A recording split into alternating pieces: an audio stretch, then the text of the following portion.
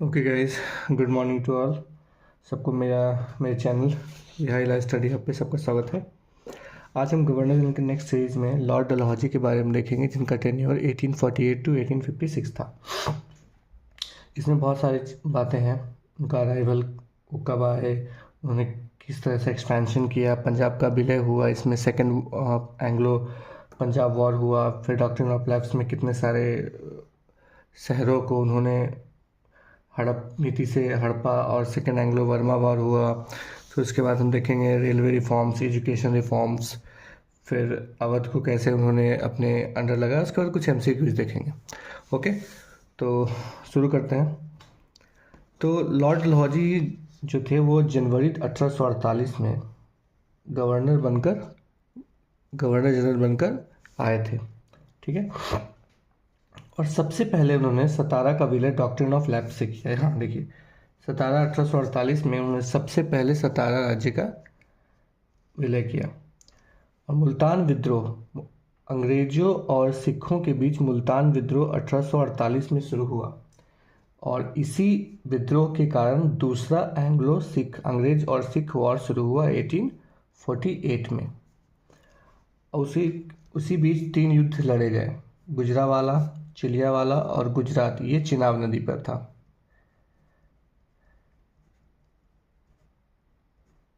ये युद्ध चिनाब नदी पर लड़ा गया था। और इन तीनों युद्ध में, और ये सबसे अंतिम युद्ध जो गुजरात की लड़ाई थी, गुजरात युद्ध की लड़ाई जो चिनाब नदी किनारे हुई, इसमें सबसे ज़्यादा पंजाब बुरी तरह हारा और फिर पंजाब का विलय हो गया। उस समय पंजाब के जो राजा थे वह दलीप सिंह, उन्हें हटा दिया गया, और कोहिनूर हीरा, जो फेमस कोहिनूर हीरा है, वो ब्रिटेन भेज दिया गया। इस तरह पंजाब का पूरा खात्मा हो गया और पंजाब का विलय हो गया अंग्रेजों में। उसके बाद जब पहली बार सतारा का विलय लॉर्ड डलहौजी ने अपने हड़प नीति से शुरू किया, उसमें उन्होंने आगे फिर बहुत सारे राज्यों को, बहुत सारे शहरों को उन्होंने हड़पा। तो हम डॉक्ट्रिन ऑफ लैप्स देखेंगे जो 1848 से 1856 के तक रही, जिसमें सबसे लास्ट में था अवध को उन्होंने डॉक्ट्रिन ऑफ लैप्स का शिकार बनाया। डॉक्ट्रिन ऑफ लैप्स क्या है? तो यह एक ऐसी नीति थी कि किसी राज्य का शासक अगर है और उसका कोई उत्तराधिकारी नहीं है, या वह अपने किसी उत्तराधिकारी के बिना ही मर जाता है, तो वह किसी भी दत्तक पुत्र मतलब गोद लिया हुआ पुत्र को मान्यता नहीं देंगे और राज्य का विलय कर लिया जाएगा। तो उसमें प्रमुख जो सबसे पहला था वह सतारा था 1848 में, और प्रमुख था झांसी 1854 में। ये भी इम्पोर्टेंट है। उसी बीच इस समय के बीच में जैतपुर का 1858 में, संभलपुर उड़ीसा में है, बघाट का 1850 में, उदयपुर का 1852 में छोटी रियासत थी, और नागपुर का 1853 में, और आगे हम देखेंगे कि 1856 में उन्होंने अवध का भी विलय किया। इसके बाद आता है second Anglo Verma war. Anglo Verma war ज़्यादा कुछ नहीं था, निचले वर्मा पेगू का विलय कर लिया गया, और ब्रिटिश व्यापार अच्छा यहाँ हो, उसकी हितें सुरक्षित रही। तो यही था इनका अराइवल 1848 में गवर्नर जनरल के रूप में हुआ। पंजाब का विलय में पंजाब के दूसरे पंजाब युद्ध, एंग्लो और सिख युद्ध में गुजरावाला, चिलियावाला और चिनाब नदी का युद्ध हुआ। पंजाब का विलय हो गया, कोहिनूर हीरा भेज दिया गया। डॉक्ट्रिन ऑफ लैप्स में बहुत सारे 7-8 राज्यों को विलय कर लिया गया, जिसमें कि इम्पोर्टेंट था सतारा 1848 जो कि पहला था, झांसी 1854, और आगे देखेंगे अवध 1856 में भी हो गया। ये जो संबलपुर था 1849 में उड़ीसा का भाग है। 1852 में सेकेंड एंग्लो बर्मा युद्ध हुआ, इसने व्यापार की दृष्टि से किया गया, और निचला वर्मा और पेगू को विलय कर लिया गया। आगे बढ़ते हैं तो देखेंगे कि हम लॉर्ड डलहौजी के समय में क्या क्या एडमिनिस्ट्रेटिव एजुकेशनल रिफॉर्म्स हुए, जिसमें पहला था 16 अप्रैल 1853 में पहली बार रेल चली, जो कि चली बम्बई से थाने के बीच, जो 34 किलोमीटर की थी। और ये किस कंपनी द्वारा चलाई गई? तो great Indian peninsular railway, GIPR। इसको क्या बोलते हैं? GIPR। टेलीग्राफ लाइन भी चलाई गई कलकत्ता से आगरा के बीच।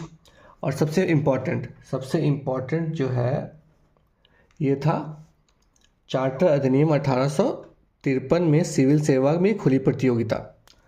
और इसी साल हमने देखा था कि नागपुर का विलय हुआ था 1853 में। ये देखिए 1853 में नागपुर का विलय हुआ था, ठीक है। तो नागपुर का विलय 1853 में हुआ।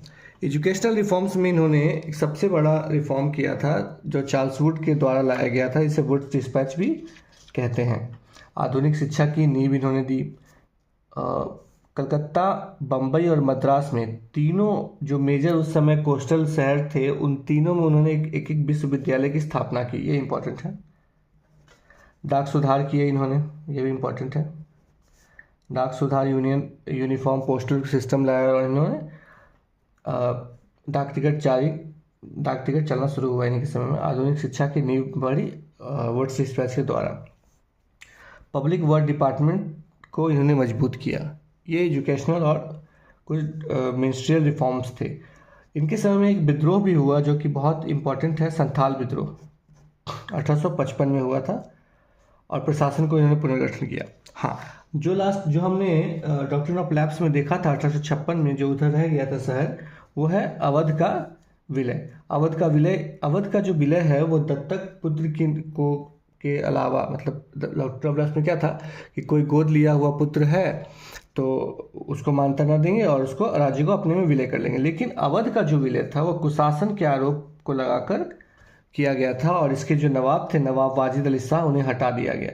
नवाब वाजिद अली शाह को हटा दिया गया और यही कारण था, नवाब वाजिद अली शाह को हटाना ही 1857 के विद्रोह का बड़ा कारण बना। नेक्स्ट एक अच्छा रिफॉर्म्स था हिंदू विंडो रीमैरिज एक्ट। विधवा पुनर्विवाह 1856 में इन्हीं के समय में पारित हुआ था।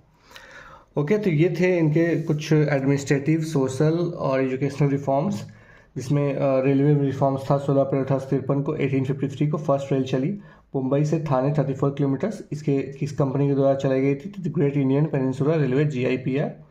टेलीग्राफ लाइन चली कलकत्ता से आगरा, सॉरी। चार्टर अधिनियम 1853 में सिविल सेवा की पहली बार खुली प्रतियोगिता हुई, जिसमें एक हमारे भारतीय व्यक्ति थे सत्येंद्रनाथ टैगोर। उन्होंने बाद में वो सिविल सेवा परीक्षा में सफल रहे थे। नागपुर का विलय 1853 का चार्टर एक्ट आया, जिसके अकॉर्डिंग सिविल सेवा में खुली प्रतियोगिता हुई। एजुकेशनल रिफॉर्म्स में वुड्स डिस्पैच आया। 1854 में आधुनिक शिक्षा को नींव मिली। 3 यूनिवर्सिटी खोले गए 3 कोस्टल शहरों में, जो इम्पोर्टेंट था। डाक सुधार किया इन्होंने। संथाल विद्रोह हुआ इनके समय में और अवध का विलय हो गया। नवाब वाजिद अली शाह को हटा दिया गया। 1857 के विद्रोह का सबसे बड़ा कारण था। विधवा पुनर्विवाह 1856 में हुआ। ओके, तो ये थे इनके railway administrative and educational reforms. हम कुछ MCQs देखेंगे जो इन्हीं पर आधारित है। तो पहला क्वेश्चन है, डलहौजी कब गवर्नर जनरल बने? तो डलहौजी कब गवर्नर जनरल बने थे? ये जनवरी 1846 में आए थे। द्वितीय आंग्ल सिख युद्ध कब हुआ? द्वितीय आंग्ल सिख 1848 से 1849 के बीच हुआ। पंजाब का विलय कब हुआ? 2 साल ही चला था, 1848 से 49। तो 1849 में इसका विलय हो गया। दिलीप सिंह, महाराज दिलीप सिंह किस राज्य से थे? तो ये पंजाब के थे, जिन्हें 1849 में पंजाब के विलय के दौरान इन्हें हटा दिया गया। हड़प की नीति किसने लागू की? तो हम पढ़ रहे हैं लॉर्ड डलहौजी के बारे में। तो लॉर्ड डलहौजी 1848 से 1856 इनका टेन्योर। सतारा विलय, सतारा सबसे पहला राज्य था जिसे विलय किया गया था, तो ये था 1848 में। हड़प नीति में नहीं शामिल है। हड़प नीति में झांसी भी शामिल था, अवध भी शामिल था और संबलपुर भी शामिल था, लेकिन नागपुर भी शामिल था। अवध जो है वो कुशासन का आरोप लगाकर इसे शामिल किया गया था, इसलिए हड़प की नीति में शामिल नहीं है। झांसी विलय जो था ये सबसे बाद में हुआ था, जो कि 1854 में हुआ था। वुड्स डिस्पैच जिस साल आया था उसी साल झांसी का भी विलय हुआ था। नागपुर विलय उसके 1 साल पहले 1853 में हुआ था। द्वितीय आंग्ल वर्मा युद्ध 1852 में हुआ था।